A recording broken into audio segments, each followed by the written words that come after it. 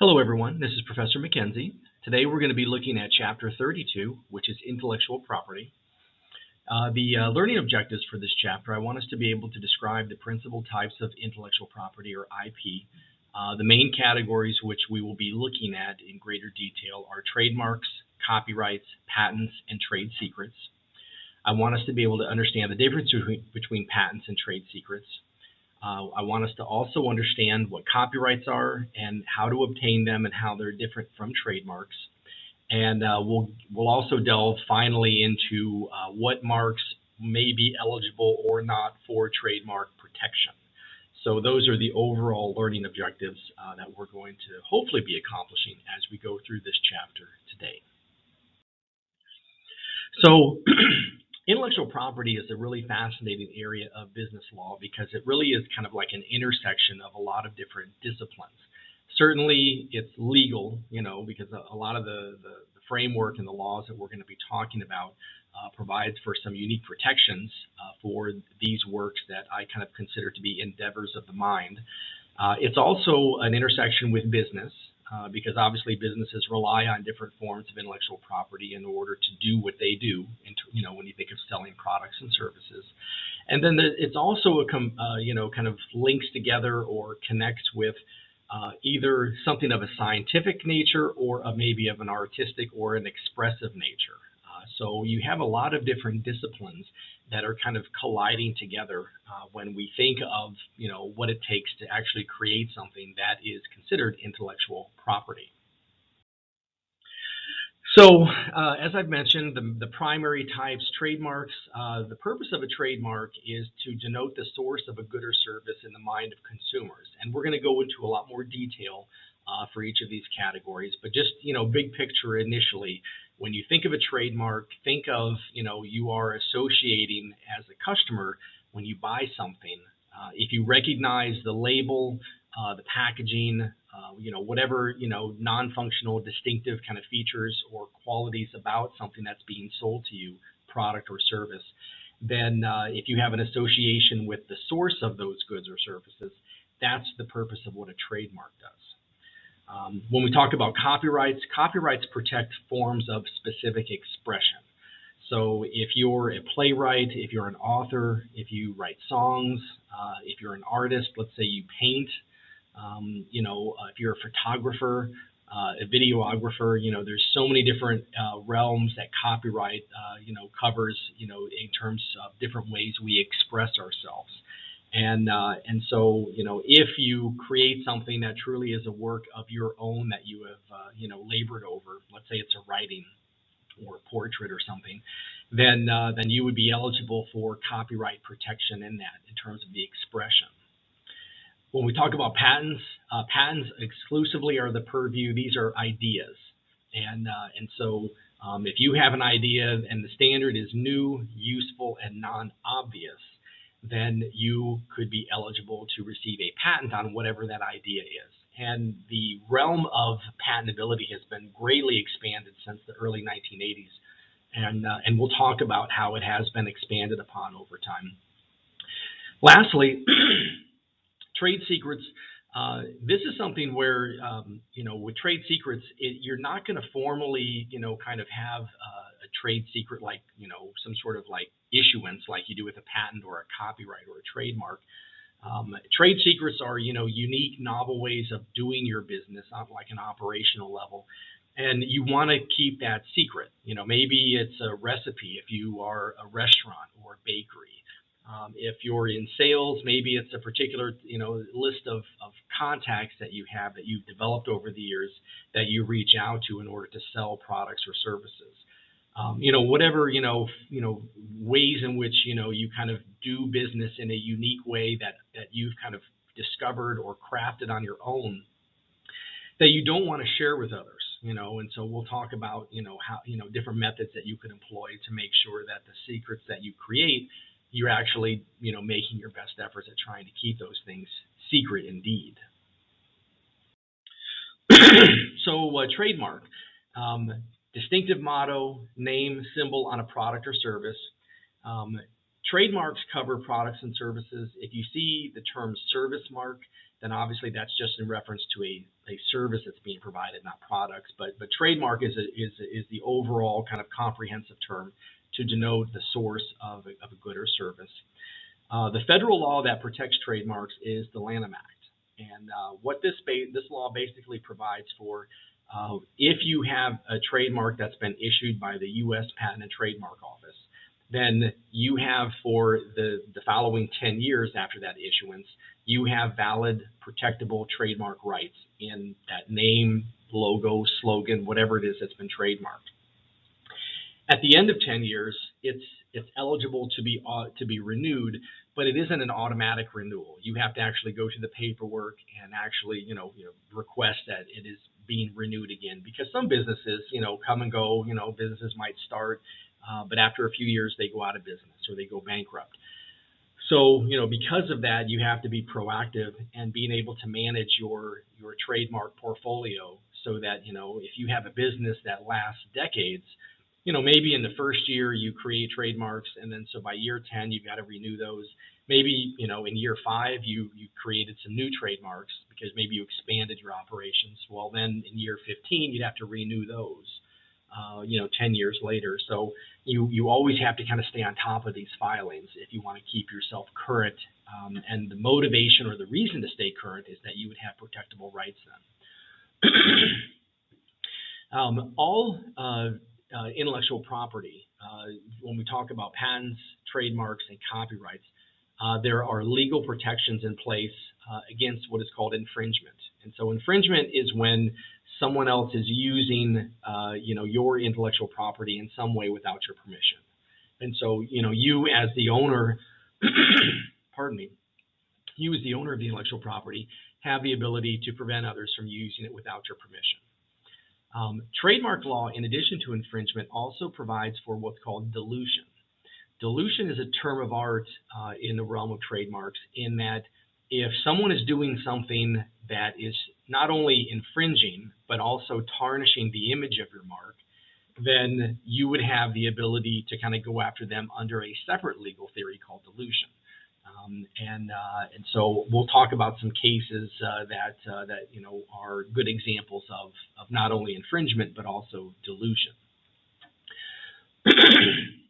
If you want to seek federal trademark protection, then as I indicate here on this slide, you do have to go through the federal agency, which is the United States Patent and Trademark Office, or USPTO.gov.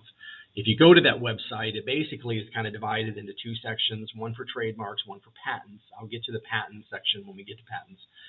But for trademarks, you click on that, and then, a lot of that is fairly, intuitive in that, if you create a logo, a design, whatever your business name is, you can submit all that yourself. You don't necessarily need an attorney.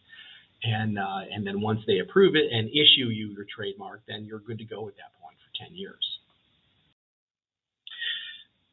This is something that I usually will show to students, and I'll kind of ask students to kind of tell me if they see some of the hidden images here.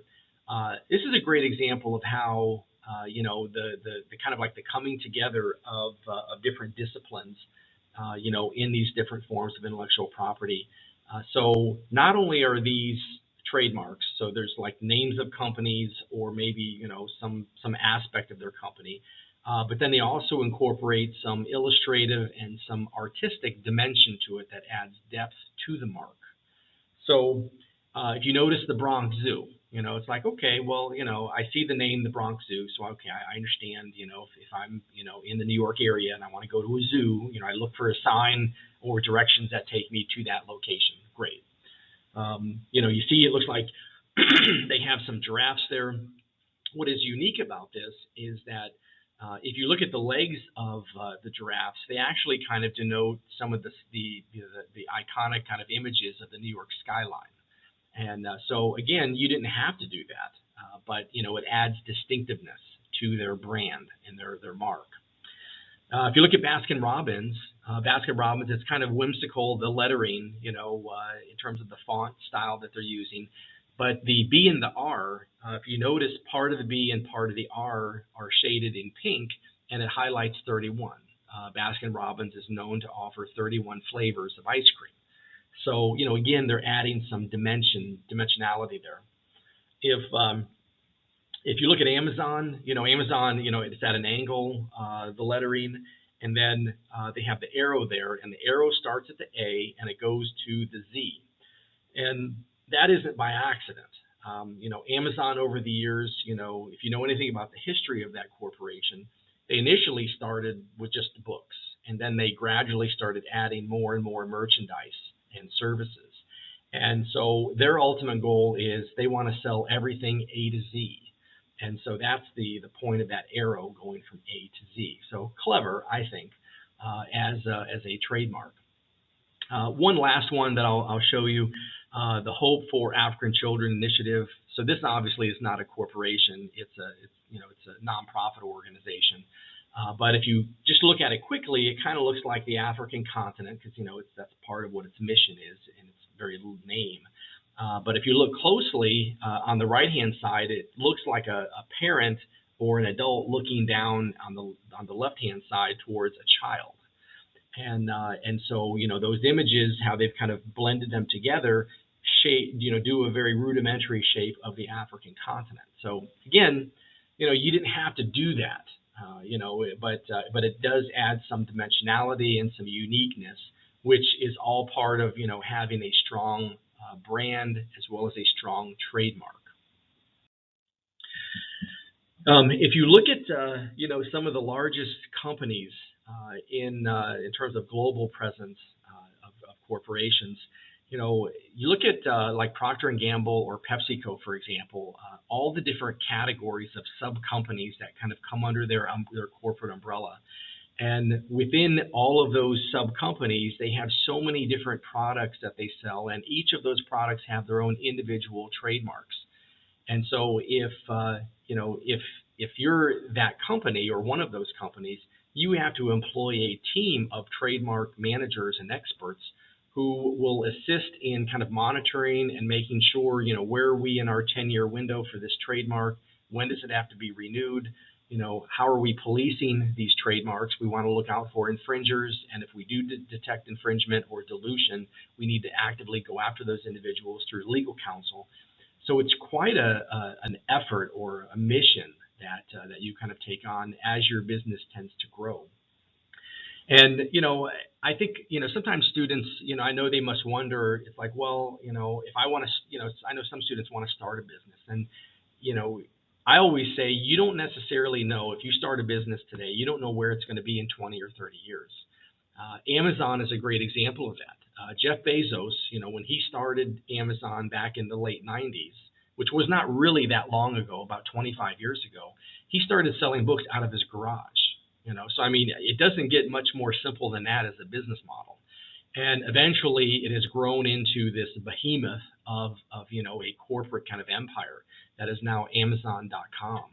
And so I always want to instill for all of my students for you to really kind of appreciate that even though you have very modest beginnings sometimes, if you have a business endeavor, you don't know where it will take you. You could be the next Jeff Bezos, and so along the way, you really do need to put forth your best efforts to protect what you're building. And part of what you're building not only is a business, but also that brand image and the trademarks that are associated with your brand image for your company. So trademark, by definition, it's a non-functional design, shape, color, symbol, or word that helps whoever the customer is to identify the source of a product or service. I usually will show an image of like a candy aisle in a grocery store, or like a Walmart or Target or something. And we've all been down the candy aisle, and you see the sea of candy, and usually one thing that pops out at you, whether you are consciously aware of it or not, is color. Candy companies are very aware of color as being a way of pulling your attention so that you can kind of identify quickly the source of whatever that bag of candy is. So, if you like peanut butter cups, to look for orange, because that's, Reese's peanut butter cups. If you like Snickers, that's brown. If you like M&Ms, I guess it depends on the type of M&M. I think peanut M&Ms, the bags are usually yellow. If you're looking for plain or original M&Ms, they're brown. And then all the other flavors that exist for M&Ms. But that gives you an idea. The color of their packaging is non-functional. It has nothing to do with the candy that's inside. Again, it's just a way of denoting the source. Another example, and I don't have it here, is if any of you are motorcycle enthusiasts, Harley Davidson. Every Harley Davidson, their muffler system emits a specific frequency. Mufflers are functional. Obviously they're required, as part of, having, a motor vehicle of that type. You have to have a muffler system, but you can actually design the muffler so that it emits a certain tone and frequency. And so Harley Davidson has done that, and that unique kind of auditory signature is protected under trademark law. So if you're a competitor, let's say you're Kawasaki or Honda, or any of the other manufacturers of competing motorcycle brands, they all have mufflers, but they all have to make sure that their mufflers do not emit a tone or frequency that is similar to Harley Davidson, or they're going to be sued by Harley Davidson. One final example, NBC, for those of you that have, traditional kind of like, television broadcasting or cable at home. I don't know if they still do it because I don't really watch a lot of TV, but I know for decades they kind of had 3 tones. It was like, I don't know the note signature, but it was like 3 bongs at the beginning of a program to kind of like alert you. It's like, hey, this new NBC show is about to play, whatever it is. And so if you were ABC, if you were CBS or any of the other cable channels out there, you could not emit a 3 kind of like bong in that sequence or register a similar tone that was protected by NBC.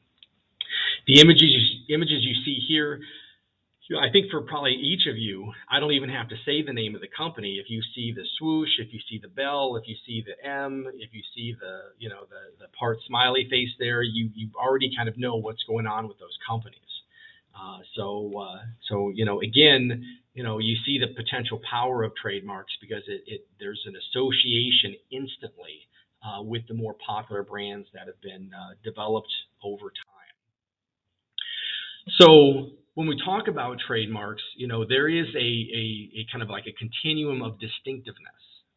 And so, those registrable trademarks you see at the bottom there, those 3 boxes, the continuum is, fanciful or arbitrary.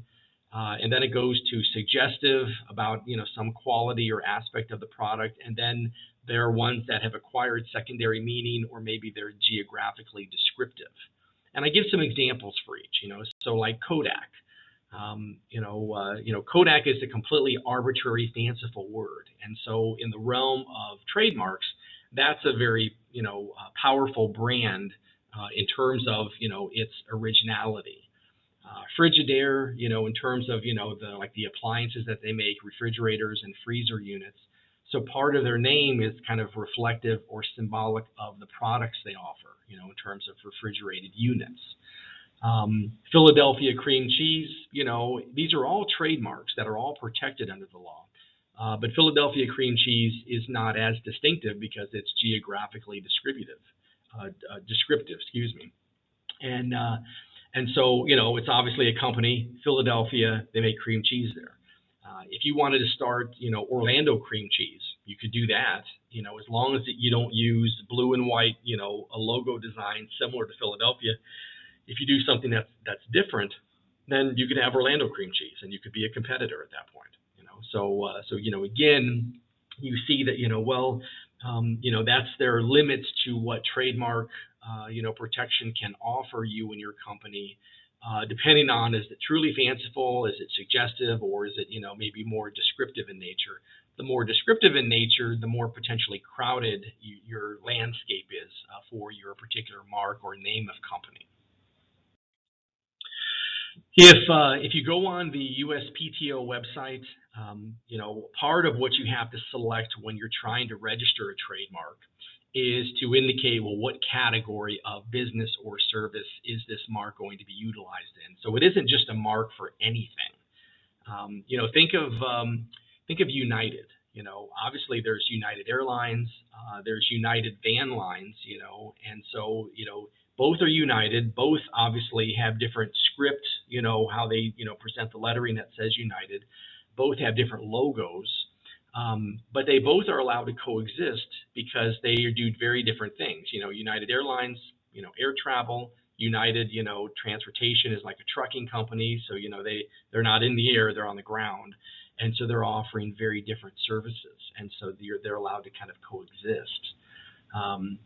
But you can see here, if you're dealing in goods, let's say, if you want to start, let's say like Elon Musk, when he decided he wanted to started to make Tesla, the vehicles.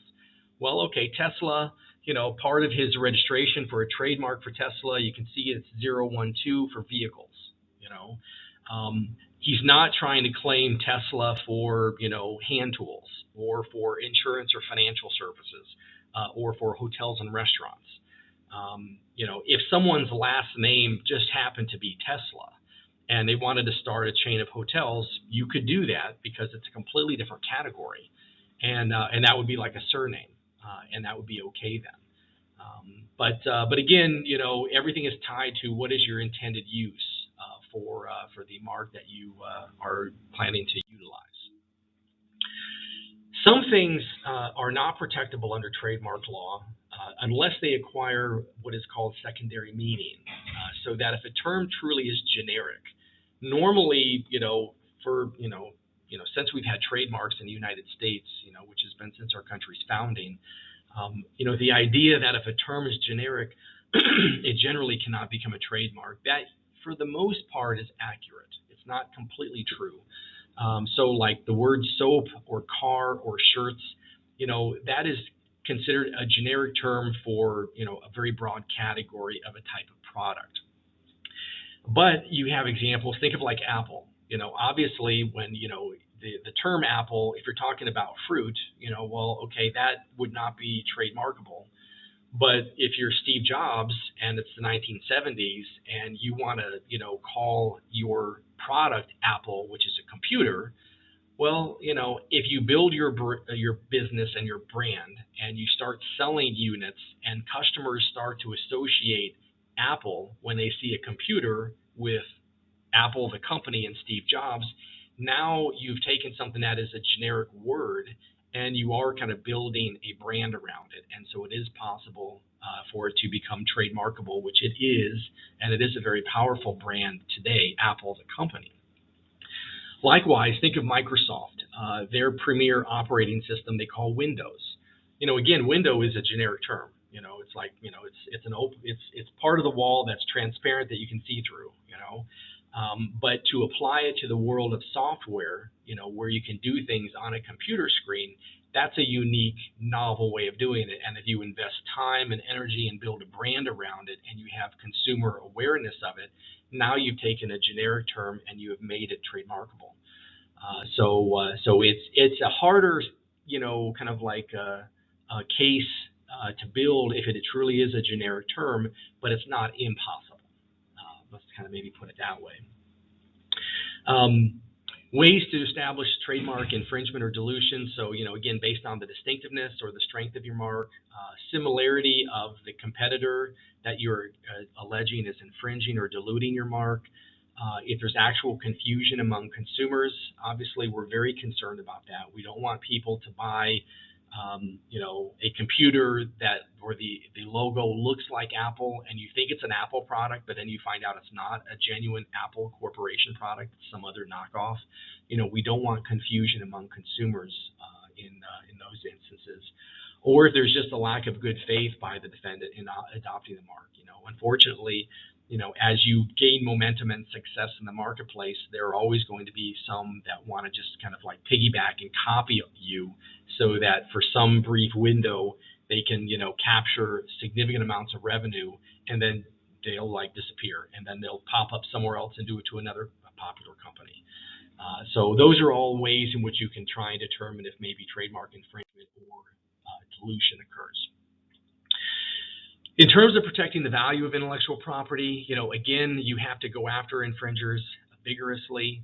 You have to make sure every 10 years you refile and renew your trademark, throughout the life of your corporation.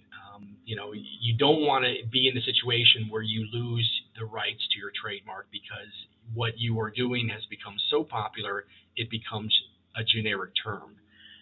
You can see I have that listing there. Aspirin, Thermos, Pilates, Frisbee, Cola, Cellophane, Zipper, Yo-Yo, Trampoline. Originally, when those products first came out, they were trademarked by a company in terms of offering, as a pain reliever. They had a product that they called aspirin. It became so wildly popular that, all of a sudden, whether it was, acetaminophen or ibuprofen or, traditional aspirin-based substances, they just started calling everything aspirin, and the company got away from them and they lost the ability to protect that trade name as aspirin. So now, today, aspirin is a generic term for like a pain reliever.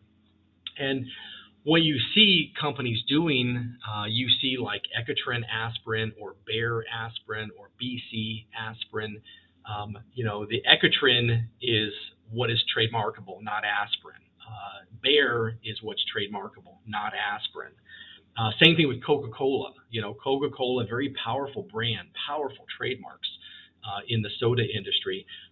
But cola is a generic term, but Coca-Cola together in that unique script, that's trademarkable. So again, you've got to be very vigilant in kind of like your thoughtfulness and how you're always trying to protect and build the brand that you have through your trademarks. Xerox is a great example of a company that's very fearful of becoming like aspirin or Thermos or Pilates. For years now, Xerox, obviously they make a lot of photocopying machinery, but also they make other business equipment. But they're probably most well known for photocopiers. And I've worked in an office environment, and I've heard this a lot. I don't know for those of you if you've worked in offices if you've heard this. Sometimes you'll hand someone some documents and you'll say, "Hey, will you Xerox these?" And everybody knows what you mean. You mean I want you to photocopy these. I want you to duplicate these pieces of paper. So it's a compliment to Xerox that someone will say, "Hey, go Xerox these," when in reality what you mean is you want to photocopy those documents. So what Xerox has done, and they do this usually about every quarter, sometimes twice a year, they'll take an ad out in like a business periodical, journal, some kind of corporate magazine, and they'll showcase maybe a new product, or a new service they're offering. And somewhere in the page of the ad, there will somewhere it'll say not even Xerox can Xerox this page. And it's a way of trying to kind of educate and remind the consuming public for Xerox equipment that Xerox is a brand, it's not an activity. So it's a noun, it's not a verb. For those that are into like the grammatical structure of language. So one day a competitor, if they want to advertise, use our product to Xerox things, Xerox can come along and say, look, we've been advertising for 50 years, that not even we can Xerox things, because Xerox is a brand. That's what they would use in court as evidence. All of those additions, all those ads, they would just introduce each one as an exhibit to prevent another company, a competitor, from using the word Xerox. Now, that being said, Google is doing something that's completely out of left field, in my opinion, in terms of their trademark. In terms of the search engine wars that have been raging for years now, Google obviously is the dominant player when it comes to search engines. So that if you want to look something up, if you want to find a review, a restaurant, a website, information, you're doing research, whatever, a lot of people go to Google, and that's where they do their search. So Google has no problem with saying, come Google with us, and so they're okay with using Google as like a verb, like to search. The problem with that is that if it becomes so well known and pervasive in the world of computing, that to do a search, you can also say, go Google this. They run the risk of losing that as something that's protected under trademark law. Same thing with Bing, with Microsoft. I've seen many Microsoft ads where they say, "Come Bing with us," and they're trying to just say, they're begging you to use Bing as a verb instead of saying do a search engine or go search something. Just Bing it. And you can see the confusion that could result with consumers. What if one day Google as a term meaning to search the internet becomes generic? Microsoft could say, "Come Google on Bing." Or if Bing becomes a generic term to mean search on the internet, Google could say, "Come Bing on Google." And you could just see where consumers would just be like, "I don't even know what's happening anymore." So you have to be really very careful with that. I think Google is they're just so aggressive in that they just want to quash Bing and every other search engine competitor, that they're not worried about 10, 20 years from now. They're just worried about tomorrow, and the next day. And so that probably is what their primary focus or consideration is. I won't play the video, but the Ben & Jerry's lawsuit, it's a great instance of not only trademark infringement, but dilution. And so Ben & Jerry's, I'll just kind of summarize the case real quick. Ben & Jerry's, popular ice cream company. I talk about them when we cover ethics, because they have a history of making charitable donations to different organizations and communities every year.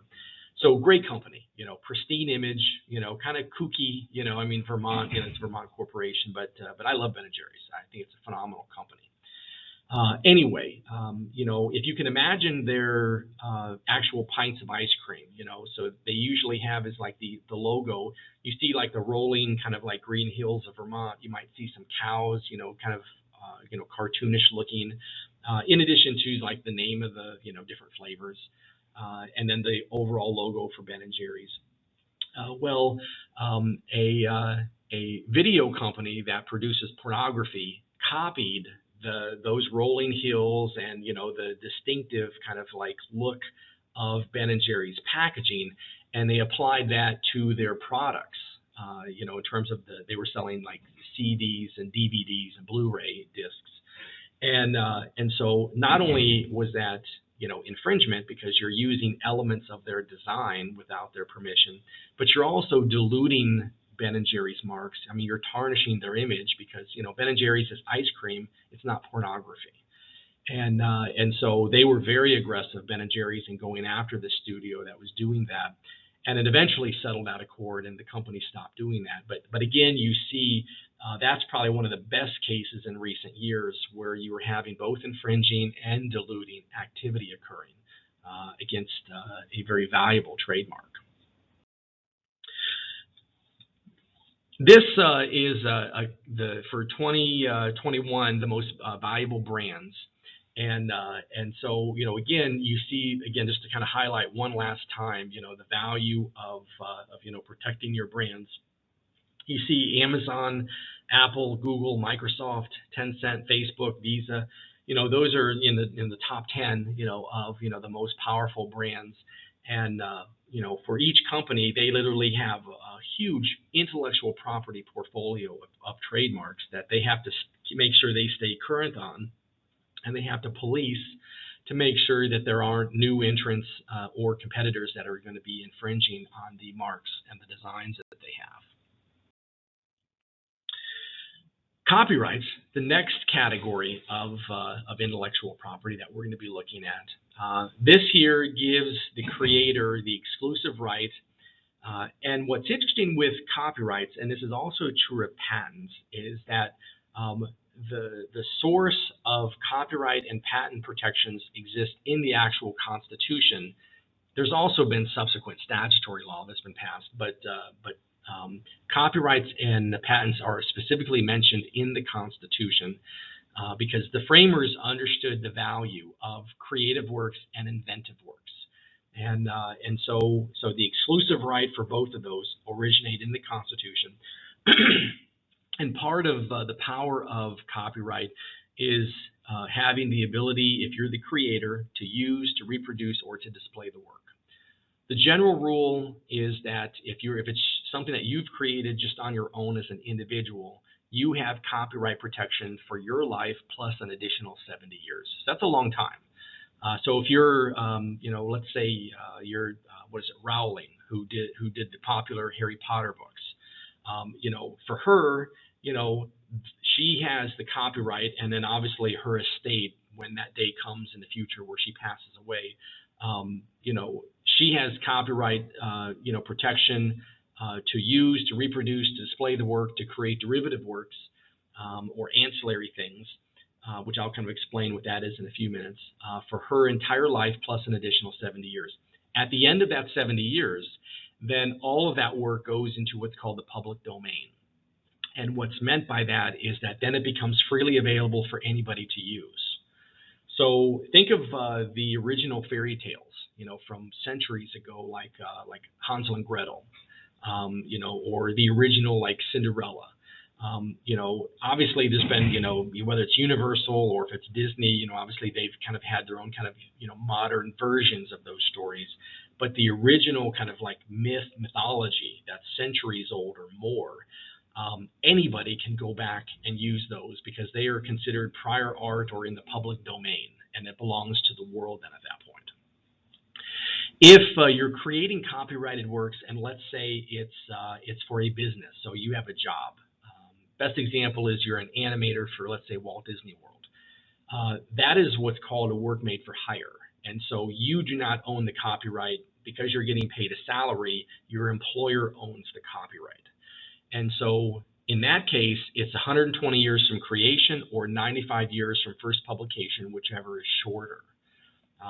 This is a case where I know Disney, for example, is very concerned because if you know anything about the history of Mickey Mouse, so some of the original kind of like, whether it's artwork or actually very rudimentary, think of like the video of like Steamboat Willie, from well over a century ago. Disney is very concerned that some of their original copyrighted work will eventually, when it drops into the public domain, that they will lose some creative control then over the original images. And if you're Disney, the last thing you want is to have Universal come out with a Steamboat Willie ride, where you have the early kind of depiction of Mickey Mouse. You really don't want to see that happen. So it was years ago, I was kind of flipping channels late night on cable, and I came across the Disney Channel. And I normally don't watch that channel, but they were showing some ads, and it looked interesting, so I was watching it for a few minutes. And you saw, or what I saw was Steamboat Willie, the original kind of cartoon. If any of you've seen it, it's very crude in terms of the actual video production. But it was, like Mickey Mouse playing the piano, very feverishly, it was very, very, just interesting to watch. But the music that I heard, it was actually a song by the Black Eyed Peas. And so, I think part of what, Walt Disney World is trying to do is maybe somehow reinvigorate or reimagine some of their early copyrighted works, so that even though maybe it does become part of the public domain, the fact that they're using it in a new way, maybe they can breathe new life into it and maybe reset it or reboot it, that time window. I don't know. It remains to be seen if they're going to be successful in doing that or not. But it's just interesting nonetheless. But this is the durational aspect. I mentioned for trademarks, it's 10 years. And for trademarks, as long as your business still is in business, and the U.S. government still is in business itself, trademarks can go on forever. Think of like Coca-Cola. Coca-Cola has been around since the 1800s, and so every 10 years they renew their trademarks. And so like clockwork. And so going into the future, as long as Coca-Cola exists and as long as the U.S. government exists, they'll still have their trademarks. Copyrights, however, we know that there is a finality to it, even though it's still a long time. There will be an ultimate finality at some point for most copyrighted works. So, part of the bundle of rights, because these are all intangible assets, part of the bundle of rights that copyright owners possess, so whether it's you as an individual or if it's your employer, you have the right to reproduce the work, you have the right to prepare derivative works, to to distribute, to publicly perform, publicly display. So I'll use the Rowling example with Harry Potter. So obviously she wrote the original book, and so, or books, I should say. And so it's up to her to decide if she wants to have more than one edition of a book. Okay, so she made one, bound edition of this book, and do you want to make one more or a billion more? That's up to her. She's the copyright owner. Derivative works are usually works that are associated with the original copyrighted work. So think of all the merchandising that has been, kind of like set into play because of Harry Potter. So whether it's, I've been to Universal and I've seen the different like shops that they have there. You can buy like wands, cloaks, capes, T-shirts. You name it, they will somehow slap it on some kind of merchandise. Those are all examples of derivative works. Producing copies. If you're think of like the movies that that have been made based on her books, all of that is something that she would have control over as being the copyright owner. Now, because it's an intangible asset, she could sell it all too. She could go to an investor or a group of investors or a company and say, I want to retire and I don't want to be in the world of Harry Potter anymore, so just buy me out. You could do that. She can also license, which I know she's done that with like Universal for, the rides and the different attractions that they have there. She's licensed the right for Universal to use, her copyrighted work so that, that's another source of revenue for her. So there's a lot of flexibility in terms of what copyrights can offer their creators, depending on, the level of success, that work actually generates. This is an interesting story in terms of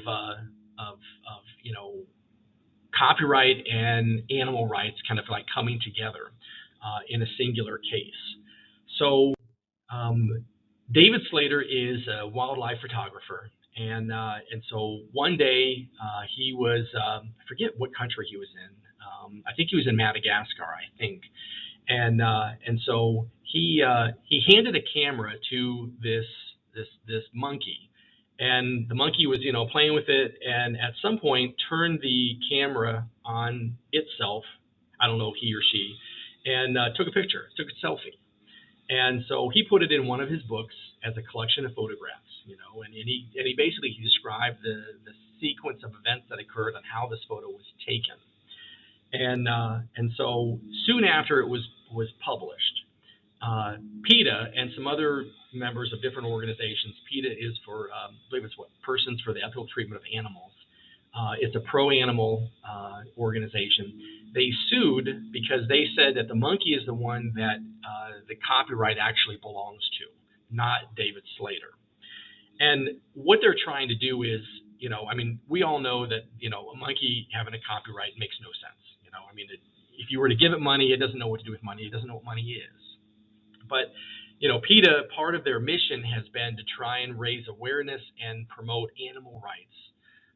Currently, when we think of animals, whether it's, pets that we have in our home or just animals that exist in the wild, they're considered to be just property, for the most part. And so they're trying to elevate the status of animals under the law. And so that was part of the angle that PETA had in this particular lawsuit. The judge obviously was very resistant to the idea of saying that an animal can own a copyright, because if you were to make that judicial determination, you're going to then elevate animals to an equal status of humans. And I don't see any judge doing that. So eventually what ultimately happened was the parties actually, negotiated a settlement. And Slater agreed and promised to PETA that anytime he used that image, he would donate a certain portion of the proceeds of any revenue from the use of that image to different, like animal rights groups or animal awareness groups and protection. So that was kind of how that lawsuit settled. But interesting case, and so it's interesting how IP, intellectual property, can kind of pop up in just a whole slew of different array of situations.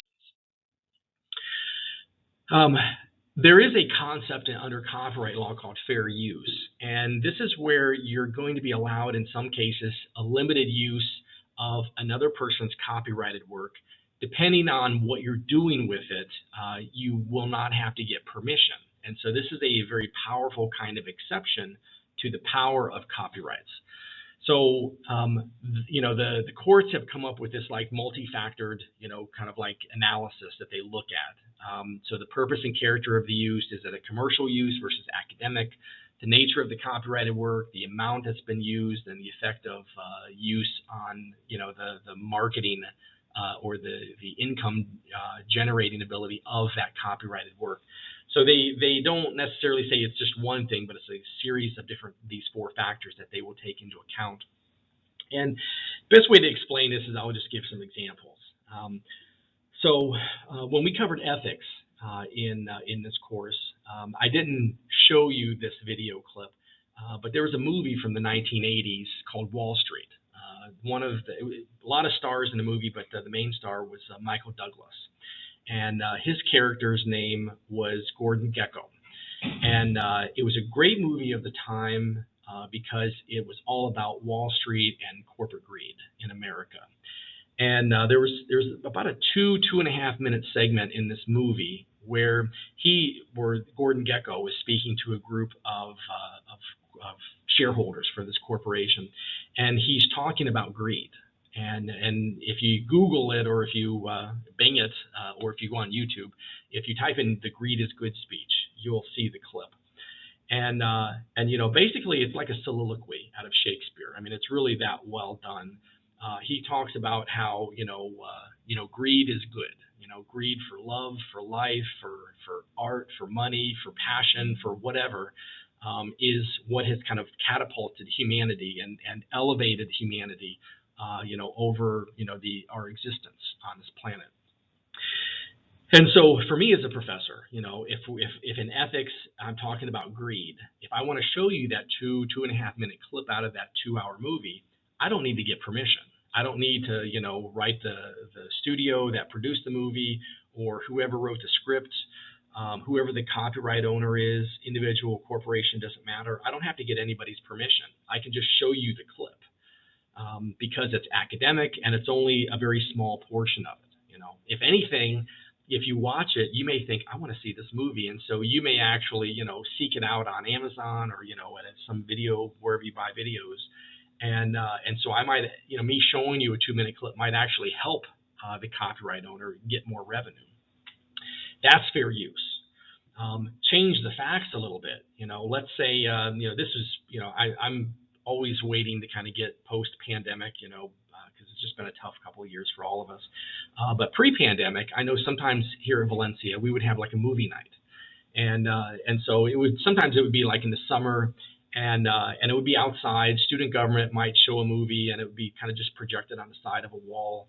And it was very social. It's part of just trying to promote campus life, And so once we get back to those kind of days, going forward, if I were to say, hey, let's do a movie night, and what we'll do is we'll show the entire movie of Wall Street, and as students show up, or anybody who shows up who wants to see it, I have T-shirts that say, greed is good, and so I'm selling merchandising stuff that's based on the movie.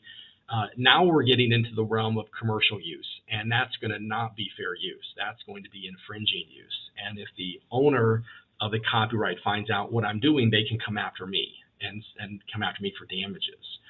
So again, that highlights the commercial versus the academic use. If I've never done this as a professor, but I know I've been in college as a student, and in my experience, I've seen professors show like an entire movie.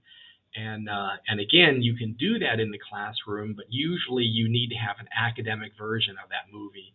And what that means is that you pay extra in order to get a copy, because that copy has a license for showing it in the classroom. So again, let's say Wall Street. I don't know if the library here at Valencia has a copy of Wall Street, that I could check out as a professor to show to class, like an entire movie. But let's say the library did, they probably paid a premium for that. If I were to buy it on Amazon, it might cost me $10. If I buy an academic version that I can show in the classroom, it might be $250.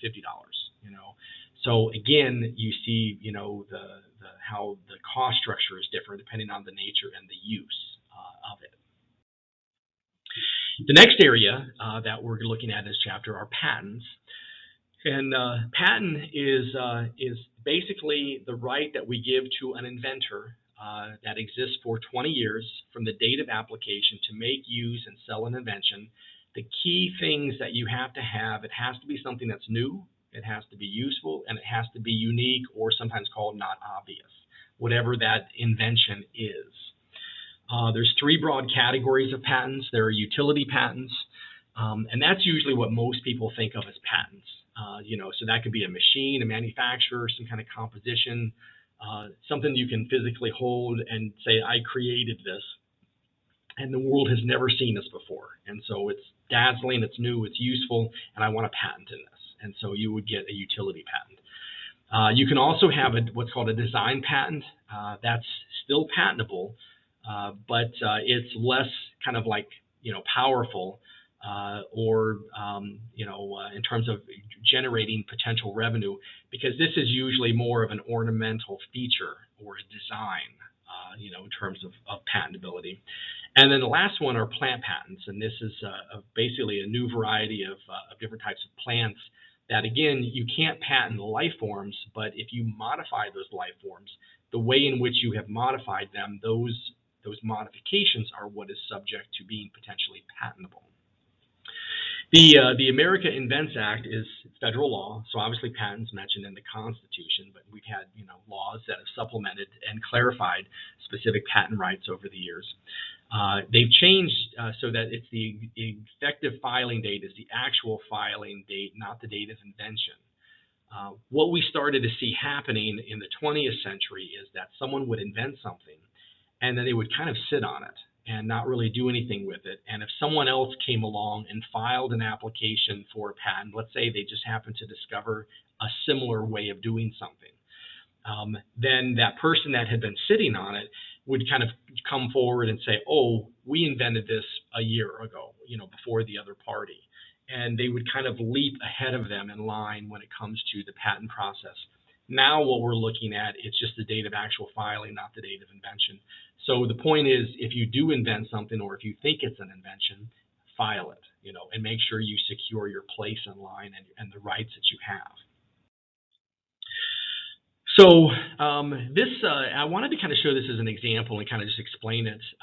This is from the 1950s, and it's a version of an iron that incorporates steam as a way of making, getting wrinkles out of fabric more efficiently.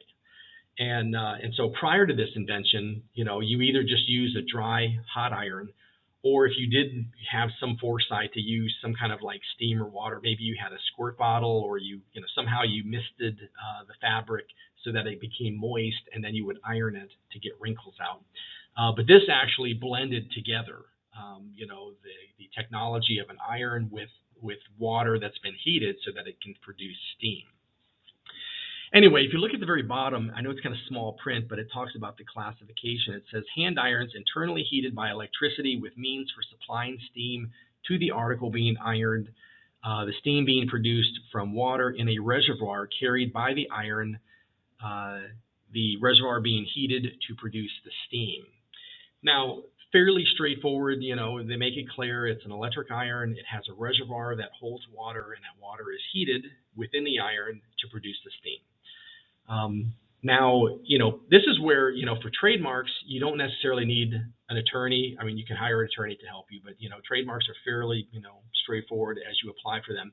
With patents, you have to be very, very careful. And I always recommend to any inventor, if you, think you have an invention, go to a patent attorney and have them assist you in creating and answering the questions on the patent application. Because the words you use will impact and have a direct influence on your rights as a patent owner should the patent issue. So, obviously 1950s, having an electric iron, okay, that was pretty much how you powered irons back then. Today, obviously technology has become much more sophisticated. I'm not aware if there are battery-powered irons. I mean, I'm not that into irons. But if you were to issue a patent like this today, where it says it's heated, by electricity, well, if someone comes along and comes up with an iron that's heated by battery power, this patent would not cover battery technology. So you can see how it's going to be very limited. If ideally what you would want to say is that you have an iron that is powered. And then if you just say powered, that would cover electricity, that could cover battery, that could cover some new energy source that we don't even know about yet. This also talks about using a reservoir for steam. Well, that's obviously an internal thing. Well, what if you have an external source of steam? This patent only covers an internal reservoir that holds water. So if you have something that's external to the iron, that invention you could not go after that, because that's not what your patent protects. So, not to kind of parse words, but you can see that, the language you use in a patent application is going to have a very direct impact on the rights that you have should the patent actually issue. And patent attorneys, this is what they do day in and day out. They work with patent examiners and they negotiate, they massage language so that, it's like, well, okay, they want to make sure that they, have your patent as broad as possible so that you have the greatest protection under the law for that 20-year period. To show you how patent law has really been liberalized and expanded upon, in 1980 there was a case called Diamond v. Chakrabarty, and the famous quote from that particular case is that anything under the sun made by man is patentable. So what was happening in this particular case was Diamond created, this particular person took algae, modified, the algae so that the algae could actually consume oil that had been maybe spilled in the environment. So like in waterways or in swamps. And so a very kind of innovative approach to cleaning up oil spills. And so, once Diamond figured out, this method and perfected it, he applied for a patent, and the examiner, Chakrabarty, basically, who represented the Patent and Trademark Office, said, no, you can't patent algae. That's a life form, and so that's not subject to patentability, so rejected.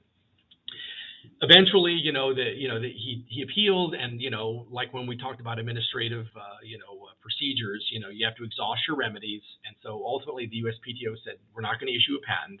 So this goes into the traditional court system, and it goes all the way to the U.S. Supreme Court.